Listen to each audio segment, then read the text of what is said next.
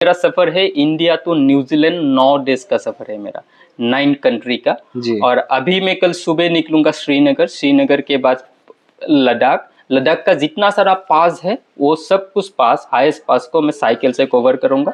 उसके बाद मैं हिमाचल जाऊंगा, उत्तराखंड जाऊंगा, उत्तराखंड से नेपाल जाऊंगा नैनीताल होके, नेपाल से नॉर्थ ईस्ट पूरा कवर करके फिर मैं मणिपुर से निकल जाऊंगा आपका म्यांमार। ये आपने पूरा प्लानिंग बना के रखा, मैं पूरा मैप बना के रखा हूँ। म्यांमार निकलेंगे, म्यांमार से थाईलैंड, थाईलैंड से मलेशिया, मलेशिया के बाद सिंगापुर, ये पूरा बाय रोड होगा, रास्ता बना हुआ है।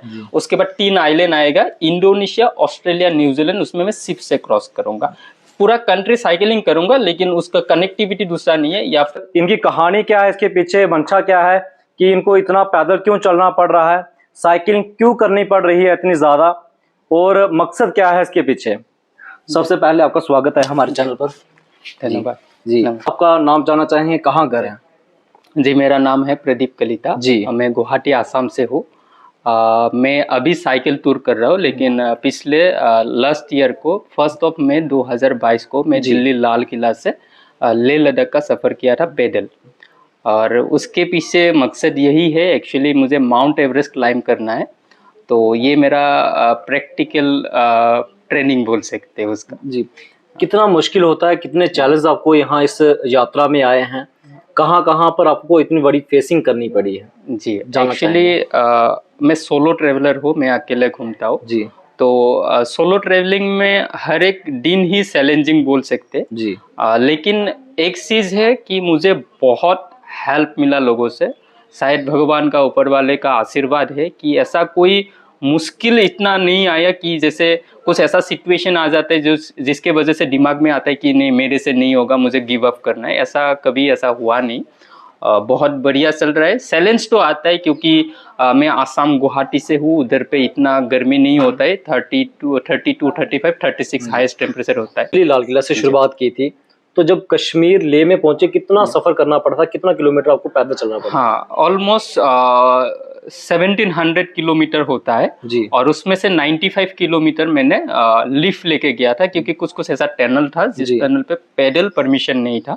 और एक जगह पे तूफान हो रहा था, बर्फीला तूफान संगला पास में, तो उधर भी 5-6 किलोमीटर, ऐसे कुल मिला के मैंने 95 किलोमीटर मैंने गाड़ी पे गया था, और बाकी सारा सफर मैंने पैदल किया था। रात को कहाँ रुकते हैं जरा ये जानना चाहेंगे, क्योंकि बहुत सारे ऐसे लोग हैं जो जानना चाहते हैं कि अगर हम खुद साइकिलिंग करें या फिर पैदल यात्रा करें तो किस प्रकार से कहाँ कहाँ रुकना पड़ेगा, क्योंकि आप एक एक्सपीरियंस हो चुका है इस चीज को लेकर, ये जानना चाहेंगे। हाँ, मैं खुद कैंपिंग करता हूँ जी। मैं कभी होटल पे नहीं रुकता हूँ, और बहुत कम मैं होटल में खाता हूँ। मैं सेल्फ कुकिंग करता हूँ जी। एक्चुअली जो लास्ट ट्रिप था उसमें मैं इससे पहले जो पैदल में वो तब मैं कुकिंग नहीं करता था। मैं कैंपिंग करता था, पेट्रोल पंप हो, ढाबा हो, और जैसे हरियाणा पंजाब साइड में गुरुद्वारा बहुत होता है, मैं गुरुद्वारा में स्टे करता हूँ, उधर पे खाना भी हो जाता है, लंगर का सिस्टम रहता है। नेक्स्ट में धर्मशाला पे भी रुकता हूँ, जैसे बहुत सारे जगह पे धर्मशाला होता है तो उधर पे भी रुकता हूँ। और जहाँ पे ऐसा फैसिलिटी नहीं होता है तो मैं वो पेट्रोल पंप में कैंपिंग कर लेता हूँ, ढाबे में कैंपिंग कर लेता हूँ, या कोई लोकल लोग जब मिलते हैं मैं उसके साथ बात करके उसके बाउंड्री पे ही मैं कैंपिंग कर लेता हूँ। और बहुत सारा लोग मुझे घर पे भी इनवाइट करते हैं। मैं कश्मीर में करीब 2-3 घर पे मैंने भी लास्ट टाइम मैंने स्टे किया था जी। कितना खर्चा हुआ था पहली यात्रा में आपका? हाँ, ये तो बहुत मुश्किल वाला क्वेश्चन है। आपका अपने जेब से कितना खर्चा हुआ था? मैं ओनली 100 रुपीज लेके मैंने दिल्ली लाल किला से सुबह 4:30 बजे मैंने सफ़र शुरू किया था। जेब में ओनली 100 रुपीज़ था, और वो हरियाणा पहुँचते पहुँचते मेरा 100 रुपीज़ भी गया, क्योंकि इतना गर्मी मुझे ज़िंदगी में फर्स्ट टाइम मिला था। नींबू पानी पीते पीते 100 रुपीज़ फिनिश, उसके बाद जेब खाली। जिन जिन राज्यों से आपने यात्रा करते यहाँ तक पहुँचे हैं, यहाँ का मौसम और उस मौसम में कितना अंतर है? बहुत अंतर है जी। क्योंकि यहाँ पे गर्मी है, लेकिन थोड़ा यहाँ पे हवा भी है, तो गर्मी उस हिसाब से नहीं लगता है। जैसे मुझे दिल्ली में बहुत गर्मी लगा था, हरियाणा में गर्मी बहुत लगा था, पंजाब में भी मुझे उस समय बहुत गर्मी लगा था, और जम्मू में थोड़ा बहुत है। लेकिन जब मैं श्रीनगर क्रॉस किया उसके बाद मस्ती वाला एक वेदर मिला उधर। तो ये जानना चाहेंगे जम्मू के लोग कैसे हैं? बहुत बढ़िया, मतलब अभी ऐसा नहीं है कि मैं कैमरे के सामने ऐसा बोल रहा हूँ, क्योंकि एक मैं अनजान शहर से आया हूँ, अनजान इंसान हूँ, और मेरा यहाँ पे कोई पहचान वाला कोई है नहीं और मैं अकेला घूम रहा हूँ और इसी जगह पे मुझे अपना जैसा कोई मिल रहा है तो कश्मीर से भी जब आपने सफर किया है तो वहाँ के लोग कैसे हैं? क्योंकि पूरे भारत में जम्मू कश्मीर का नाम आता है कि यहाँ के कुछ लोग कुछ अफवाह होती हैं, हकीकत में जब आप सफर करते हैं उसमें आपने क्या देखा है? हाँ, मेन चीज तो वही है। मुझे जब भी लोग मिलते हैं मैं इस बात को बोलता हूँ कि जम्मू कश्मीर तो न्यूज में ही शायद बदनाम है, प्रैक्टिकली ऐसा कुछ है नहीं। लास्ट टाइम जब मैं श्रीनगर पहुंचा था उसी दिन कुछ इंसिडेंट हुआ था, शायद किसी विधायक को गोली मारा था जी। और मेरे मम्मी बार बार मुझे फोन कर रहा है कि ऐसा सिचुएशन न्यूज पे दिखा रहा है, लेकिन मुझे कुछ पता ही नहीं था, मैं श्रीनगर पे ही था। अच्छा, मतलब ऐसा कोई माहौल ही नहीं था कि मेरे लिए घबराहट तो हुई होगी? इतना नहीं हुआ क्योंकि उधर पे हर एक जगह पे फौजी भाई लोग रहता है और वो लोग बहुत मतलब मोटिवेट करता है कि भाई तुम बहुत बढ़िया कर रहे हो। तो ये जब आपने ये साइकिलिंग शुरू की थी तो परिवार वालों ने क्या कहा कि आप घर से निकलेंगे, कहाँ रुकेंगे? ये सबसे बड़ा, क्योंकि परिवार ये जरूर सोचता है कि अपना कुछ सदस्य जब जहाँ से कहीं और जाएगा, एक आपने अलग रहकर ये फैसला लिया गया है कि सफर करना काफी मुश्किल है, सोलो अकेला रहकर। एक्चुअली वो लास्ट टाइम परिवार मारने कैसे, ये जानना चाहेंगे।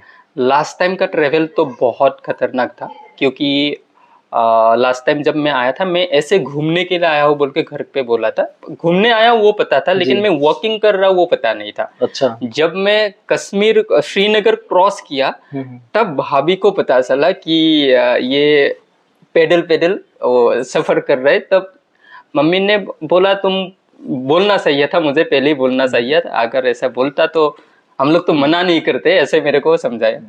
हम जानना चाहेंगे दूसरी यात्रा आपने कब शुरू की गई थी? हाँ, उसके बाद मतलब मैं जब लद्दाख कंप्लीट किया वो 34 डेज में मैंने कंप्लीट किया था। पैंगोंग मतलब यहाँ से आपका श्रीनगर से जोजिला से मैं लेह पहुंचा, लेह से मैं खारदुंगला गया, खारदुंगला से फिर मैं लेह आया, लेह से मैं गया छला पास होके मैं गया पैंगोंग। तो वो 34 डेज में मेरा पूरा सफर कंप्लीट हुआ था। उसके बाद में थोड़ा बहुत, जब आप लाल किला से लेकर यहाँ से पूरा सफर करके कितने दिन लगे? 34 डेज पैदल वाले 34 डेज। तो ये दूसरी जब यात्रा शुरू की गई थी, ये कब शुरू की गई और कितने दिन लग चुके हैं अभी तक? हाँ, एक्चुअली दूसरा मतलब उसी के साथ ही मेरा और एक सफर था। उसके बाद मैंने थोड़ा बहुत लिफ्ट लेके हिमाचल गया जी। हिमाचल में भी बहुत सारा जगह पे मैंने वॉकिंग भी किया और लिफ्ट लेके भी किया जी। फिर उसके बाद और एक सफर हुआ था, महाराष्ट्र से शुरू किया था, लिफ्ट लेके मैं महाराष्ट्र से गोवा, कर्नाटका, उसके बाद गोवा से फिर मैं आपका ये बनारस से मथुरा, वृंदावन, ये सब करके फिर उत्तराखंड से मेरा और एक वॉकिंग शुरू हुआ था। हरिद्वार से केदारनाथ, तुंगनाथ, बद्रीनाथ और मनागांव, वो पूरा मैं पैदल किया था। ये दूसरा सफर था? हाँ, दूसरा सफर था, वो राउंड वाला नहीं था। उसके बाद मैं घर में गया था एक बार, उसके बाद फिर वापस पैदल सफर किया? हाँ, पैदल सफर किया, वो मेरा सेकंड राउंड था। ये थर्ड राउंड है? ये थर्ड राउंड है साइकिल। पहले आप पैदल यात्रा शुरू की, दूसरे राउंड में पैदल किए, तीसरे में आप साइकिल लेके चल रहे हैं, तो उन दोनों में क्या अंतर देखते हैं आप? बहुत अंतर है क्योंकि पैदल में एक अलग एक्सपीरियंस मिलता है, साइकिलिंग पे भी एक अलग एक्सपीरियंस मिलता है। पैदल में क्या था, मेरा करीब 25 से 30 किलो का सामान मेरे पीठ में था, तो उसमें एक दिक्कत क्या होता था, उसमें कुछ अच्छा भी पॉइंट है, कुछ खराब भी पॉइंट है। एक क्या है, अपने पास सामान होता है तो ज्यादा भारी लगता है। खराब पॉइंट क्या है, मतलब डिस्टेंस को इतना जल्दी कवर नहीं कर पाते। साइकिल में एक प्लस पॉइंट है, एक माइनस पॉइंट भी है। प्लस पॉइंट क्या है, थोड़ा आराम महसूस होता है, लेकिन मुश्किल पॉइंट ये चढ़ाई में काफी मुश्किल हो जाता है। चढ़ाई में तो है, लेकिन कुछ स्पेशल जगह होता है जिसको देखने मुझे जाना है, लेकिन साइकिल को कहाँ पे मैं पार्क करूँ, तो एक थोड़ा दिक्कत होता है। लेकिन लोग हेल्प करता है, उसका भी सोल्यूशन है। कोई दुकान में हो, पेट्रोल पंप में रख के जाता तो वो लोग बहुत बढ़िया तरीके से मुझे सपोर्ट करता है। साइकिलिंग करते हुए कहाँ एरिया में अभी तक घूम चुकी हैं? हाँ, मैंने सफर को शुरू किया था 7 दिसंबर 2022 को। आज हुआ है मेरा 163 डेज, ऑलमोस्ट 12,000 किलोमीटर होने वाला है। 200 या 150 किलोमीटर कम है, तो 12,000 किलोमीटर भी हो जाएगा। मैं आसाम से वेस्ट बंगाल, उड़ीसा, आंध्र प्रदेश, तमिलनाडु, पंडिचेरी, पूरा कन्याकुमारी तक गया, फिर केरला, कर्नाटका, गोवा, महाराष्ट्र, गुजरात, राजस्थान, पंजाब, और अभी मैं हूँ जम्मू कश्मीर में। प्रदीप, माउंटेन एवरेस्ट चढ़ जाएंगे आप? या जरूर ये अभी पूरा मैं सर को भी बोल रहा था, 100% कॉन्फिडेंस हो मैं माउंट एवरेस्ट कर सकता हूँ। तो अप्लाई करना पड़ता है उसके बीच में, हाँ आपने जी। अप्लाई किया हुआ है? नहीं, अप्लाई नहीं किया क्योंकि अभी एक तो फिजिकली मैं कर सकता हूँ, वो मेरे को पता चल गया। जी। दूसरा एक चैलेंज है, वो है मॉनेटरी चैलेंज। करीब 30 to 40 लाख रुपीस का खर्चा होता है, टोटल ट्रेनिंग वगैरह सब कुछ मिला के। तो अभी इतना बजट तो है नहीं। आपने इसके बाद ट्रेनिंग भी करनी पड़ेगी? हाँ, ट्रेनिंग, क्योंकि ये मेरा बिना सर्टिफिकेट वाला ये ट्रेनिंग। अपने आप को कह रहे हैं कि हाँ हम हाँ कर सकते हैं? या मतलब क्या है, मैं ट्रेनिंग में इन्वेस्ट कर दूंगा, उसके बाद मुझे पता चलेगा कि मैं नहीं कर सकता, मेरे बस का बात नहीं है, तो पैसा। तो इसके अलावा आप रियासी में पहुंचे हैं, तो सबसे पहले आपका स्वागत है। और विश्व का सबसे ऊंचा रेलवे ब्रिज आप देखने गए थे, तो कैसा फीलिंग हुई? क्योंकि एक जम्मू कश्मीर में सबसे बड़ा, मतलब पूरे भारत से नहीं, पूरा दुनिया का। जी, बहुत बढ़िया एक्सपीरियंस, बहुत प्यारा सा एक्सपीरियंस। मैंने एक वीडियो बनाया था, मैं थोड़ा मोटा यूट्यूब का वीडियो भी बनाता हूँ। जी। क्या नाम है यूट्यूब का, हम भी जानना चाहेंगे आपसे। जी, power of travelling. Power of जी। तो कैसा रहा इतना एक नमूना जो सबसे बड़ा तैयार करके बैठा, अद्भुत नमूना? या बहुत मतलब इमोशनल हो गया था मैं। और शायद वो तो दुनिया का सबसे ऊंचा ब्रिज है, और शायद दुनिया का पहला मैं लड़का हूँ जो साइकिल से इतना दूर आके मैं ब्रिज तक गया था। इसके अलावा हम जानना चाहेंगे, जिस घर में हम अभी बैठे हैं, कैसे कांटेक्ट हुआ, और आसामी भाई और आसामी बहन से मिलाटी कैसे हुई? ये एक सबसे बड़ा इंटरेस्टेड चीज है। जी, एक्चुअली ये टोटली मैं पूरा क्रेडिट देना चाहता हूँ वैष्णो माता देवी को, क्योंकि उन्होंने ही मिलाया। मैं वैष्णो देवी टेम्पल मैंने कंप्लीट करके आया, फिर मैं उधर पे रुका था आशीर्वाद भवन में कटरा में, 3 दिन उधर पे स्टे किया। फिर नेक्स्ट वाला दिन मैं गया ये ब्रिज देखने के लिए। तो वो ब्रिज मेरे आंखों के सामने था, देखने के लिए लग रहा था बहुत नजदीक है जी। वो गांव पहुंचने से पहले और एक गांव आता है, उसमें मैंने 1 घंटा ऐसे रुका, चाय वानी पिया मैंने। तो ब्रिज का पास पहुंचते पहुंचते मेरा पूरा अंधेरा हो गया था, और मैं कंफ्यूज हो गया था मैं अभी किस तरफ जाऊं। तो उसी समय एक भाई का साथ मुलाकात हुआ। वो भाई में जब बोला कि मुझे एक टेंट लगाने का जगह चाहिए, तो वो भाई ने उसके घर पे मुझे लेके गया। और तब वो भाई के साथ यहाँ के साथ मेरा मतलब यहाँ वाला कांटेक्ट हो गया मेरा। तो ये आप रात को ही आ गए थे या फिर? नहीं, मैं रात को वो भाई के घर पे रुका, और बहुत एक सीरियस कंडीशन भी था उस उधर पे। वो सिचुएशन में मुझे इतना सर्विस देना वो जम्मू वाले ही कर सकते हैं, दूसरा जगह पे शायद ऐसा पॉसिबल नहीं होगा। किसी का डेथ हो चुका था घर में, और ऐसा मुझे फील ही होने नहीं दिया कि मेरे घर में कुछ ऐसा सिचुएशन हो रहा है। यहाँ से आप वापसी करेंगे घर की ओर या फिर अभी? नहीं, मेरा नेक्स्ट टूर, बहुत लंबा सफर है मेरा। एक्चुअली मेरा सफर है इंडिया टू न्यूजीलैंड, 9 देश का सफर है मेरा, 9 कंट्री का। और अभी मैं कल सुबह निकलूंगा श्रीनगर के बाद लद्दाख का जितना सारा पास है वो सब कुछ पास, हाईएस्ट पास को मैं साइकिल से कवर करूंगा। उसके बाद मैं हिमाचल जाऊंगा, उत्तराखंड जाऊंगा, उत्तराखंड से नेपाल जाऊंगा नैनीताल होके, नेपाल से नॉर्थ ईस्ट पूरा कवर करके फिर मैं मणिपुर से निकल जाऊंगा आपका म्यांमार। ये आपने पूरा प्लानिंग बना के रखा, मैं पूरा मैप बना के रखा। म्यांमार निकलेंगे, म्यांमार से थाईलैंड से मलेशिया के बाद सिंगापुर, ये पूरा बाय रोड होगा, रास्ता बना हुआ है। उसके बाद 3 आइलैंड आएगा, इंडोनेशिया, ऑस्ट्रेलिया, न्यूजीलैंड, उसमें मैं शिप से क्रॉस करूंगा। पूरा कंट्री साइकिलिंग करूंगा, लेकिन उसका कनेक्टिविटी दूसरा नहीं है, या फ्लाइट है। इसके लिए खर्चा इसके लिए भी आपने सोचा होगा? हाँ, थोड़ा बहुत प्लानिंग तो है, लेकिन बताएंगे, धीरे धीरे बताएंगे। मेरा ब्रांड का नाम है ट्रेवलर चाय वाला। अच्छा। या मैं कुछ जगह पे मैं टी सेल करता हूँ, मेरे पास पूरा सिस्टम है जी। मैगी सेल करता हूँ, तो उसमें थोड़ा बहुत अर्निंग लेता हूँ। और ये एक्चुअली में मेरा सेलिंग का वो नहीं है, मैं उसको एक इंटरनेशनल ब्रांड बनाना चाहता हूँ। एंड इंडिया का लड़का पूरा दुनिया में एक ब्रांड को क्रिएट करेगा। आप लोग आशीर्वाद कीजिएगा। मैं कभी ऐसा बात में न किसी को वैसे बोला नहीं था, ये मेरा पर्सनली वो है। मैं सोनमार्ग से शुरू कर दूंगा, क्योंकि उधर पे ठंडा मिलना शुरू हो जाएगा। उधर से मैं जगह जगह पे टी मैगी सेल करके उससे थोड़ा बहुत अर्निंग आएगा, वो अर्निंग से मेरा ट्रेवल पे काम आएगा, और नेक्स्ट इस ब्रांड को क्रिएट। प्रदीप जी, हम इसके अलावा आप साइकिलिंग इस्तेमाल कर रहे हैं, कभी ऐसा मोड़ आया है जहाँ पर साइकिल का टायर पंचर हो गया और कोई भी वहां पर पंचर लगाने वाला नहीं है और जंगल ही जंगल है? अब बहुत बार ऐसा हुआ। फिर उस वक्त आपने क्या किया? मैं एक्चुअली क्या है, मैंने कुछ चीज ऐसे सीखा, कोई भी सिचुएशन को दिमाग में हावी नहीं होना चाहिए। अगर दिमाग में हावी हो गया तो पूरा खेल खत्म हो जाता बिल्कुल है। सही कहा। मुझे अगर 5 किलोमीटर 10 किलोमीटर भी पैदल जाके वो मुझे ठीक कराना है, मैं उसके लिए रेडी हूँ। फिर आप उतर कर उसको लेके जाते थे? हाँ, मैं उतर के नहीं, ऐसे ही लेके जाता था जी, ऐसे ही मैं चला के लेके, मतलब धक्का लगा, हाँ, धक्का लगा के। और शुक्रिया हमारे से बातचीत करने के लिए। Thank you. बलवान जी से जानना चाहते हैं कैसे मुलाकात हुई, क्योंकि इन्होंने आसाम में शादी की है और भाई साहब जो हैं रियासी में पहुंचते हैं, और मुलाकात कैसे होती है और इनके घर तक कैसे पहुंचते हैं। बलवान जी, ये सफ़र कैसा रहा, मुलाकात कैसे हुई, और आपने भी वहाँ पर शादी की है आसाम में, और मुलाकात कैसे हुई ये जानना चाहेंगे। नमस्कार बधाई जी। जी, ये गए थे अपना बक्कल ब्रिज देखने जी, वहाँ पे इनकी मुलाकात देखो, भगवान का वो देखो आप चमत्कार। इनकी जो मुलाकात हुई प्रदीप जी की, इनकी मुलाकात हुई मेरे मित्र के साथ। अच्छा, वो मेरा मित्र है जी, इतनी दुनिया को छोड़ के उन्हीं के साथ मिले ये। जी। तो जब उनको पता मित्र का क्या नाम है?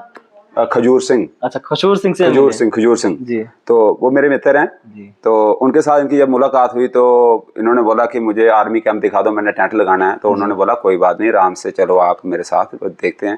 उन्होंने पूछा कि कहाँ से आए हो आप? तो इन्होंने बोला कि मैं असम गुवाहाटी से आया हूँ। इन्होंने बोला कोई बात नहीं, मेरे भाई ने शादी की है उधर, चलो आप घर में, मैं करता हूँ जो भी करना है। उन्होंने मुझे कॉल की उधर से, मुझे बोला ऐसे ऐसे उधर के बंदे आए हैं। तो मैंने उनको अपने पास रुकाया। मैंने बोला उनको कोई मतलब कोई किसी चीज़ की टेंशन नहीं आनी चाहिए। बोला उसकी तू चिंता मत कर, मेरे से बड़े हैं वो बहुत। बोला चिंता मत कर, मैं कर लूँगा जो करना होगा। तो उसी दिन मेरे एक मामू की डेथ हो गई उधर ही। तो खजूर सिंह के वो चाचा जी हैं। तो फिर उसके बाद खजूर सिंह थोड़े उधर भी बिजी हो गए, लेकिन इनके लिए उन्होंने जो करना था उन्होंने किया।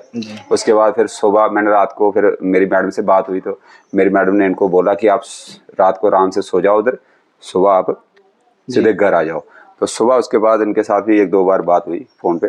तो ये 3 बजे के करीब यहाँ पहुँच के मेरे पास। जी, बाकी बहुत मतलब ये जो कर रहे हैं, हाँ, ये जो फैसला लिया गया है काफ़ी मुश्किल भरा हुआ है, ये खुद जानते हैं, लेकिन फिर भी उसी के बीच में चले गए हैं, क्योंकि आज का ज़माना जो है आप देखते होंगे कि नशे से भरा हुआ है। तो उससे कहीं ना कहीं ये वाला रास्ता सही है? मेरे ख्याल से तो बिल्कुल सही है जी। आगे मतलब सभी को मतलब जानकारी, सभी दुनिया आजकल बहुत फॉरवर्ड हो गई है जी। लेकिन मुझे लग रहा है जो चीज़ें जो लड़के आज के कर रहे हैं, जो जनरेशन कर रही है, उससे अच्छा जो ये कर रहे हैं ये सबसे बढ़िया है। जी। तो ये क्या लगता है, जिस प्रकार से अपने कार्य को लगातार करते आ रहे हैं, तो कहीं ना कहीं इनका एक ही सपना है कि माउंटेन एवरेस्ट को एक बार जरूर उस पहाड़ी पर पहुंचना है, तो लगता है वो ये कर पाएंगे? मैं भगवान का बहुत शुक्रगुजार हूँ। मैं सोच रहा हूँ कि जिससे जितनी मतलब इन्होंने ट्रैवलिंग कर ली है, जितने लोग इनकी हेल्प कर रहे हैं, आगे भी इनकी हेल्प करें जी। जो इनका अपना एज, जो इनका जो टारगेट है वो इनका पूरा होना चाहिए, ठीक है। और जितनी हेल्प हो सकेगी मैं यही सोचूंगा कि हमारे रियासी वाले हों, कोई भी हमारे भाई बंधु हो, जितना हमसे हो गया हम भी करेंगे, इनकी हेल्प करो जी। जितने भी ये वीडियो देख रहे हैं वार्तावासी, तो जरूर प्रदीप कलिता की हेल्प करें। यहाँ पर भी आपको मिलेंगे, आपसे ये कुछ भी लेंगे, आपसे ये प्यार ही लेंगे। कहीं ना कहीं आप अपने से अगर पानी पिला सकें या फिर नाश्ता करवा सकें, यही सबसे बड़ा, जब भोजन करवा दें, क्योंकि ये एक खाली हाथ चल रहे हैं। कुछ भी सामान आप देखेंगे तो कैंपिंग के लिए एक सामान उठाया है। इसके अलावा इन्होंने कुछ अर्निंग के लिए भी सोचा है, क्योंकि सबसे बड़ा सवाल यही आता है कि अर्निंग कहाँ से आएगी। तो जहाँ तक मेरी कहानी में सबसे बड़ा सवाल यही था कि इतना बड़ा सफ़र किया जा रहा है तो अर्निंग कहाँ से आ रही है। मेरे को तो नहीं लगता कि परिवार इतनी सपोर्ट कर पाएगा, लेकिन इन्होंने एक ब्रांड बनाने का सोचा है कि एक इंडिया का ब्रांड बने, जिसमें ये खुद यहाँ जहाँ जरूरत पड़ेगी अर्निंग की, ये वहाँ पर चाय खुद तैयार करके अपने हाथों की चाय का टेस्ट भारतवासियों को देना चाहते हैं। इसके अलावा मैगी पॉइंट भी खोल सकते हैं, लेकिन इनका ये है कि वो एक स्थान पर नहीं रुकेंगे, ये उसी अर्निंग के साथ आगे बढ़ते रहेंगे। और इससे इन्होंने एक और बड़ा चैलेंज लिया गया है, जिसके अलावा सबसे बड़ा, भारत के कई देशों से घूमते हुए इन्होंने न्यूजीलैंड जाने का फैसला भी कर दिया गया है। तो बीच में समुंदर भी आएगा, उसका सहारा समुद्री जहाज का ही लेना पड़ेगा। उसी की अर्निंग के लिए जो बात मैं बता रहा था वही है, और जरूर इनकी मदद करें। और हमारा जो कर्तव्य था हम पूरा करने का प्रयास करेंगे, कि जिसमें हम जो कर सकते हैं, हमने इनका जो वीडियो बनाकर आप तक पहुंचाया है, और आगे आप इनकी हेल्प करें। और अभी ये रियासी हैं और रियासी से ये कश्मीर की ओर जा रहे हैं। कहानी सबसे बड़ी चेंजिंग ये हुई कि ये भाई साहब आसाम से हैं, आसाम गुवाहाटी से, और जिन घर में मैं अभी आया हूं और ये रियासी में है, और जो बलवान सिंह है इन्होंने शादी आसाम में की है। तो देखिए भगवान का चमत्कार। मलाटी भी कहा हुई इनके मित्र से, और मित्र ने इनका कांटेक्ट इनके घर का दिया, और आज प्रदीप कालिटा इनके घर पर हैं। तो मैं सभी भारतवासियों से यही गुजारिश करूंगा कि इनकी हेल्प करें, और इनका जो सपना है उसको साकार करने के लिए आप सबकी बहुत ज़रूरत है, और ज़रूर इनकी हेल्प करें। ये कहीं भी दिखें, इनका जो मकसद है हमने आपको बता दिया है, तो इनकी हेल्प जरूर करें। फिलहाल इस कवरेज में इतना ही, हमें दीजिए अनुमति। धन्यवाद।